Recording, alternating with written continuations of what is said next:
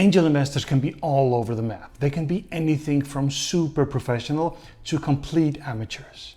In this video, I'll show you 5 types of angels so you know where to look for an amazing angel.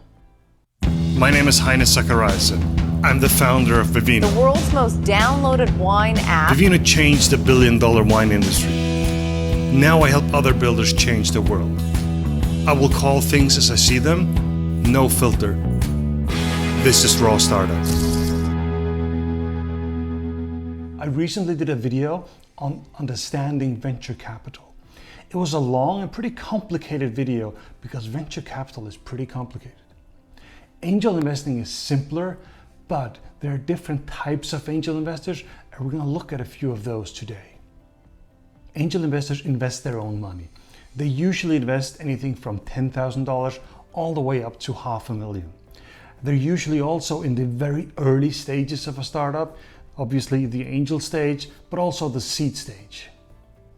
The thing that's tricky with angel investors is that they're all very, very different. Today we're going to look at 5 different types of angel investors, look at the pros and cons of those types so you can get some inspiration on where to find a great angel. Super angels. Super angels are professional angel investors. They can have anything from 10, 20 investments if they recently started, all the way to hundreds of different investments. Pros. So super angels are professional investors and usually know what they're doing. So getting an investment from a super angel can be a stamp of approval. You know, it shows that, somebody invested in you that knows what they're doing. An example is like Ron Conway here in the Bay Area. He was an early stage investor in Facebook. So having someone on board, having a super angel on board that invested in Facebook in the early stages is definitely a stamp of approval for your startup. Usually super angels are also very well connected, specifically connected to the venture capital community. So venture capitalists want to be connected to the super angels as it can give them a really, really good deal flow. So having a super angel on board can really help you in upcoming funding rounds. Cons. Well, like I said before, they do a lot of investments. This also means that their time is spread out between all those investments, so they won't have a lot of time for you. They have a lot of investments and not that much time. Friends and family. Friends and family invest because they trust you, like you, maybe even love you. Sometimes they're called friends, family, and fools, and this is because they're not professional investors and maybe they don't really know what they're doing. They invest in you as a person, as a member of the family. Always remember that investing in a startup is incredibly risky.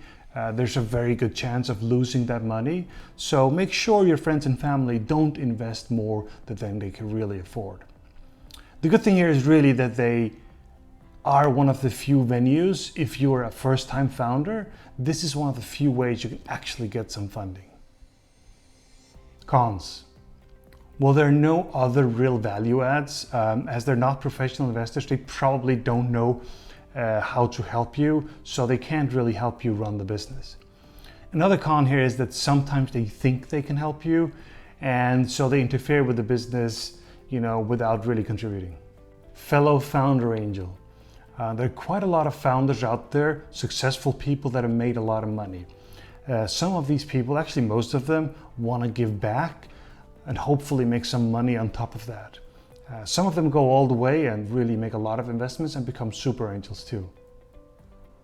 The big pro here is that they've built a business before. They can help you build that business, which can be really, really helpful. Cons.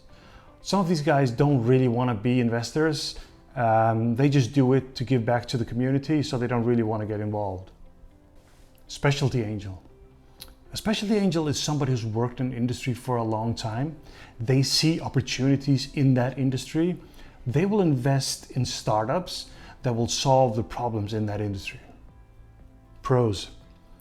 Well, they tend to be really well connected in the industry, so they worked in the industry for a long time.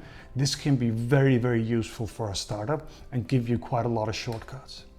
They also have domain knowledge. Again, they worked there for a long time, and maybe they can avoid your startup from making a few mistakes.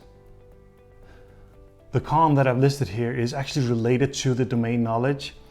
The thing is that they have this domain knowledge. They've seen how things are done for a long time, so they could be set in their ways. So sometimes they will object to the way a startup wants to disrupt an industry. So this experience goes both ways. Bored and wealthy investor. There are people out there that are really wealthy and bored. This could be doctors, dentists, and lawyers. They have a job that they're kind of bored with, or maybe they don't have a job and are bored, but they need some stories they can tell at their cocktail party. They need some excitement, and they want to live a little bit of their life through the interesting startup that you're building. Pros. Well, some of these people have a lot of money and they're willing to invest, so they can bankroll you for some time. Cons. Well, they can be a little bit high maintenance.